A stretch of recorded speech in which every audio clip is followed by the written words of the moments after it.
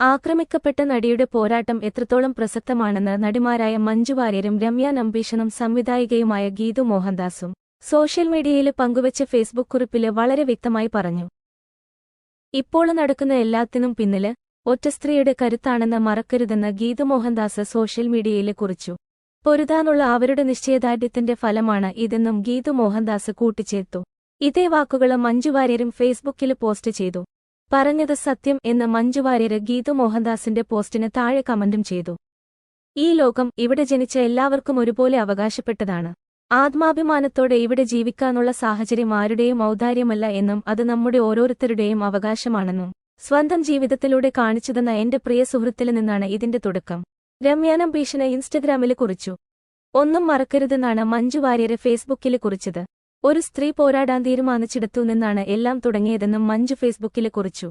നേരത്തെ ഹേമ കമ്മിറ്റിയില് മൊഴി നൽകിയതുമായി ബന്ധപ്പെട്ട് മഞ്ജു വാര്യർക്കെതിരെ വിമർശനമുയർന്നിരുന്നു.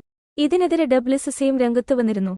ഡബ്ല്യുസിസിയുടെ സ്ഥാപക അംഗം സിനിമയില് സ്ത്രീകൾക്ക് പ്രശ്നമില്ലെന്ന മൊഴി നൽകിയെന്ന പരാമർശമാണ് വിമർശനത്തിലേക്ക് നയിച്ചത്. അതേസമയം യുവനടി രേവതി സമ്പത്തിന്റെ വെളിപ്പെടുത്തലിന്റെ അടിസ്ഥാനത്തില് നടൻ സിദ്ദിഖിനെതിരെ പരാതി.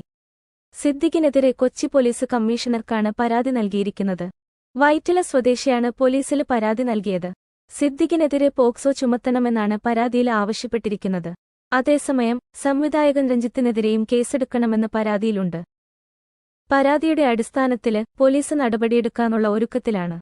പോലീസ് പരാതി പരിശോധിച്ചു വരികയാണ്. ആരോപണം ഉയർന്നതോടെ താരസംഘടനയായ അമ്മയുടെ ജനറൽ സെക്രട്ടറി സ്ഥാനത്തുനിന്ന് നടൻ സിദ്ദിഖ് രാജിവെച്ചിരുന്നു. യുവനടി രേവതി സമ്പത്ത് ഇന്നലെയാണ് സിദ്ദിഖിനെതിരെ ഗുരുതര ലൈംഗിക ആരോപണം ഉന്നയിച്ചത്.